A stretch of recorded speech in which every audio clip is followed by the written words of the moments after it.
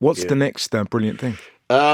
Finally getting around to taking my degree seriously. What was your degree in? I did a history degree. Okay. Right.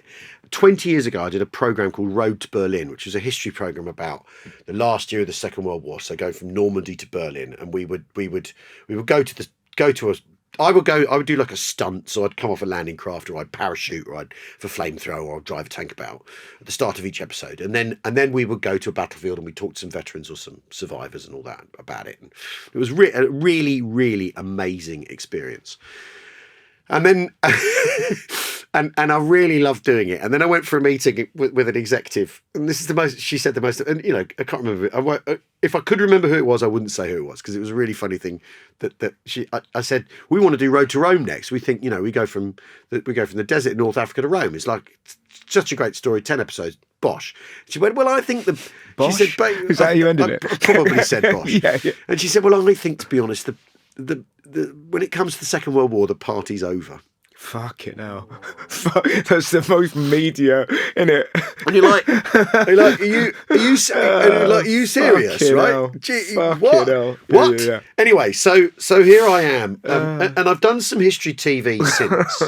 It tends to be fact tent, but basically what happened was, just before the pandemic, I started doing a podcast with James Holland, who's a Second World War historian, who sort of, I think, he's in the sort of top three: Anthony Beaver, Max Hastings and Jim.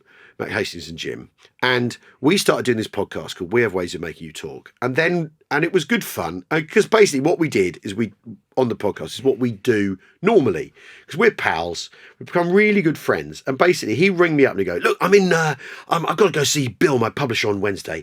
I'm going to be, do you want to have lunch and we can talk about the war? And I'd be like, yeah, fucking right. Yeah, absolutely. Let's do that. Do you want to go to the pub? We're going to go to the pub and talk about bring your dad. We'll talk about the war. Like, yeah. God, right, and also I feel like kind of a bit dirty about a lot of this, because it's the goal hanger, right? Make this podcast, to do the rest is history, the rest is politics, the rest is entertainment, all those rest is programs. Yes, and it's largely the momentum we got out of our podcast that led to the rest is history, because Tom Holland, who does that, is Jim's brother, and basically they were on holiday. So when the pandemic came, we lent into the podcast really heavily. We started doing 2 episodes a week. We started doing live casts. I started reading out of print stuff as audiobooks that we put out for the listeners. Yeah. And it really built this proper, because there are a load of people who are interested in this. And for various reasons, not just the kind of like, why aren't you wearing a poppy reason? Like the sort of people who are fascinated about their family and what happened to their granddad, or their interest in because you can just, the thing I think is really interesting about it as a subject is we could talk about the Second World War for a year without a shot being fired, because you could talk about the technology, you could talk about the economics.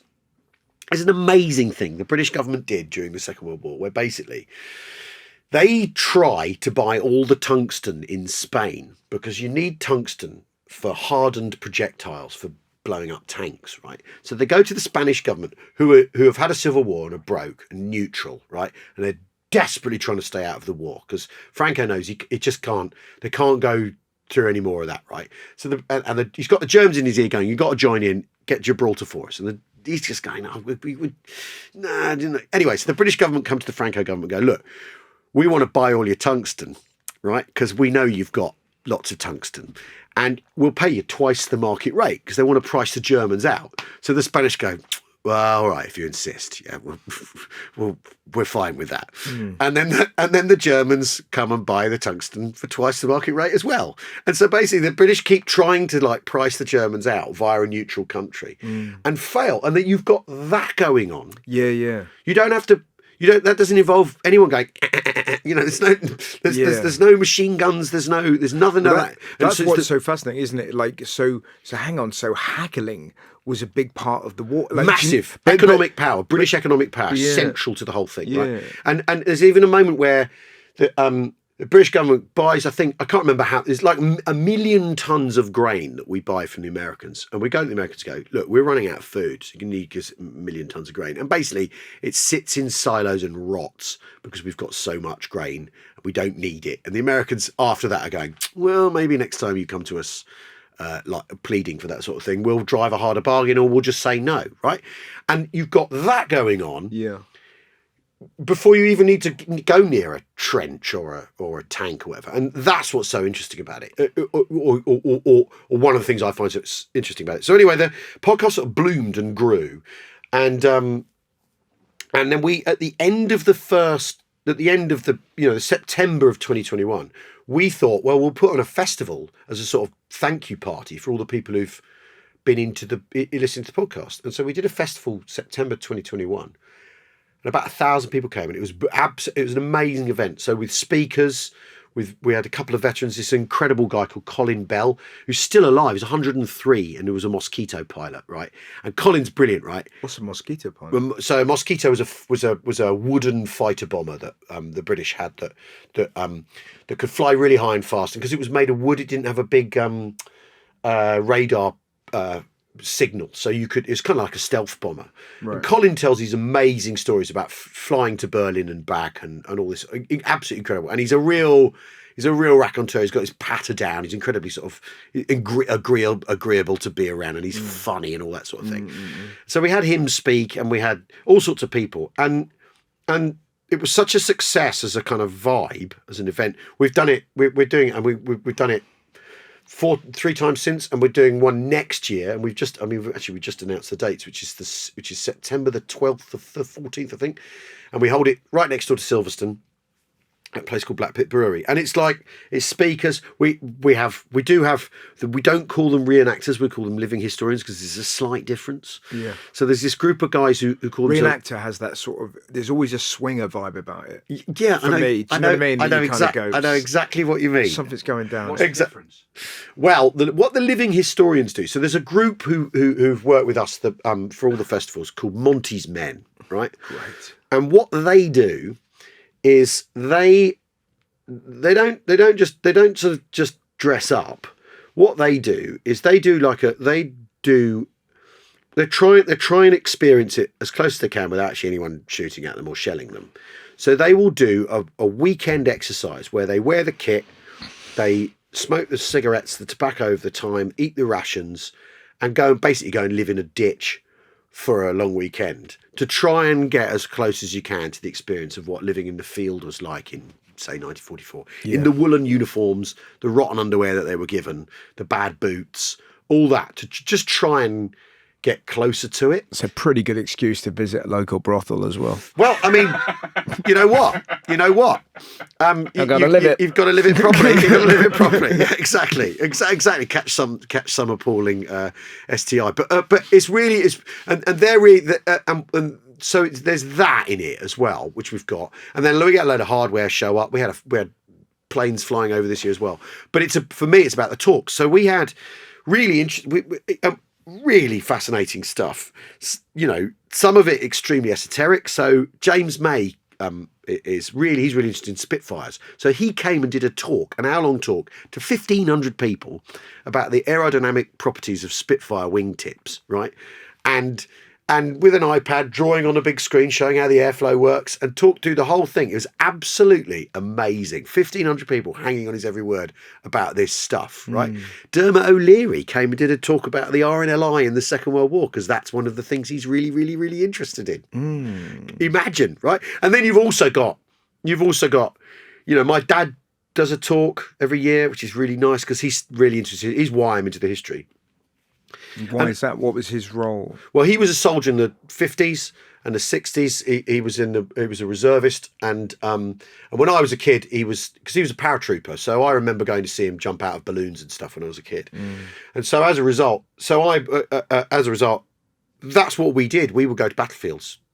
That's what they talk about. We wouldn't talk about football the weekends. That's what we do. We talk about, bending the beams or whatever. What's interesting, the thing I find so fascinating about it is that, because you ran against Farage, didn't you? Yeah. So and there's definitely a movement of people like that kind of use that sort of jingoism to kind of trick people or remind us of like this glory time when Britain was Britain. Do you know what I mean? It's sort of but if you really, I mean, there's a really, really fantastic book by, and fuck it, by a writer called Jonathan Fennell, who wrote a book called Fighting the People's War, which is an amazing book where what he's done is he's looked at the mail. Basically, the army censors your mail in the 1940s, but what they're doing, they're crossing out place names or we're on operation, whatever. But what they're actually doing is monitoring the men and monitoring their morale and seeing how they feel. So if the men are grumbling and if they're calling in sick and if all this sort of things, and particularly if they've got a high VD rate, they're not happy. They're grumbling and they're more likely, if they're not happy, to lose. If their morale's up, they're more likely to win. And you can actually you can plot it through the mail. Anyway, Jonathan wrote this amazing book because, yes, those people say this was us. What happened in the UK at the end of the Second World War is, as a result of our Second World War experience, we turned left.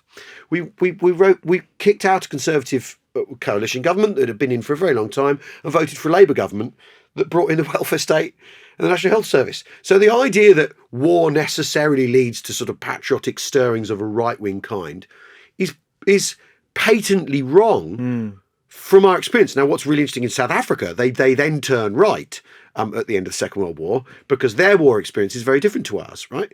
And has a racial component in it that we don't have to cope with, right? Or we don't have to process. But the thing we do at the end of the Second World War is turn left and create the post-war consensus that is about a society that looks after itself. The idea of a nation with its people that watches out for each other, that's a community, right? I think largely because when as a nation you're aware of look at all of Europe, United Nations comes out of it because we realise what we can do to each other when we're at our worst. Yeah, and fine, yes, it's about, and this is there's been a lot been written about this. Is that if you're on the right, you see it as the country that did it. If you're on the left, you see it as the people that did it, and they're different things, or those have different political heritages, ideas, right? And so, when people say the people of this. Because you can't have a national health service if you don't have a nation, right? The things can't. The one's meaningless without the other, right? And so when people look at that, there's a meme going around the other day of a picture of some lads on a landing craft. And what I really love is I know all these historian nerd blokes who on Twitter will go, they put the galoshes in and wade in, right?